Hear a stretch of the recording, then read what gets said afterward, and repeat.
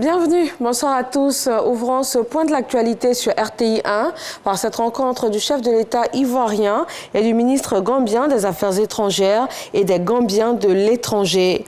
Le renforcement de la coopération entre la Côte d'Ivoire et la Gambie était au menu de cette rencontre. Signature d'un mémorandum d'entente entre le MCC, Millennium Challenge Corporation, et la Côte d'Ivoire et le Burkina Faso. C'est un nouveau financement qui vient récompenser les efforts de la Côte d'Ivoire en matière de bonne gouvernance. Jean-Jacques Kwame. Ce mémorandum d'entente entre le Millennium Challenge Corporation MCC, les gouvernements de Côte d'Ivoire et du Burkina Faso, signé ce jeudi, porte sur la mise en place d'un cadre de collaboration au développement et à l'évaluation du projet d'interconnexion énergétique entre le Burkina Faso et la Côte d'Ivoire. Ce projet devrait inclure une ligne de transport reliant Felkessédougou à Bobo-Dioulasso. Cette ligne devra se prolonger jusqu'à Ouagadougou, la capitale du Burkina Faso.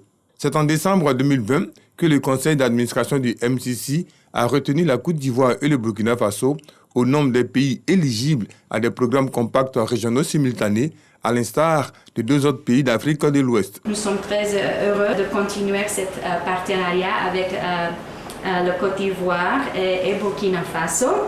Et merci toujours pour notre partenariat très productif.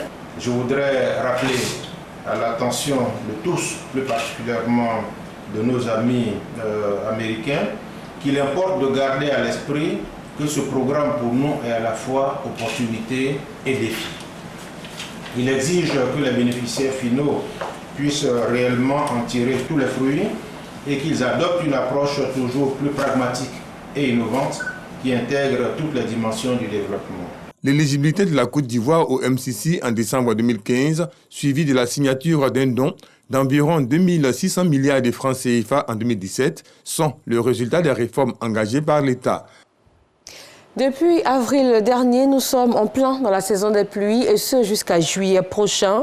Pour éviter tout incident dû à d'éventuelles inondations, l'Office national de l'assainissement et du drainage prend des dispositions. Des ouvrages de drainage et d'évacuation des eaux pluviales sont construits dans plusieurs communes du district d'Abidjan. 55 milliards de francs CFA ont été décaissés.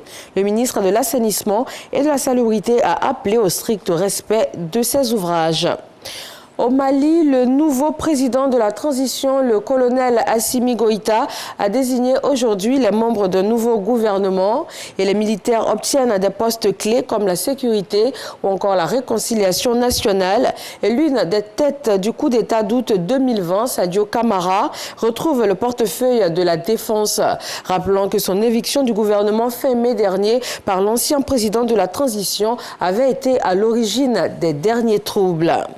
La France a confirmé ce vendredi 11 juin la mort du chef du commando qui avait enlevé puis assassiné les deux journalistes français, Ghislaine Dupont et Claude Verlon, en 2013 à Kidal. L'homme se trouvait depuis le début de la semaine dans le nord du Mali, où il s'apprêtait d'ailleurs à attaquer le camp militaire des forces maliennes. C'est à ce moment-là que l'ordre a été donné par les Français de le neutraliser. Le premier G7 post-Covid s'ouvre ce vendredi au Royaume-Uni. C'est un sommet informel, mais il ouvre la voie à de possibles consensus lors du G20 en juillet prochain. Déjà la semaine dernière, les ministres des Finances du G7 sont parvenus à établir les prémices d'une refonte de la fiscalité internationale, ce qui reste l'un des enjeux majeurs. Voilà, c'est tout pour ce bref point de l'actualité. Merci de votre attention. On se retrouve à 20h.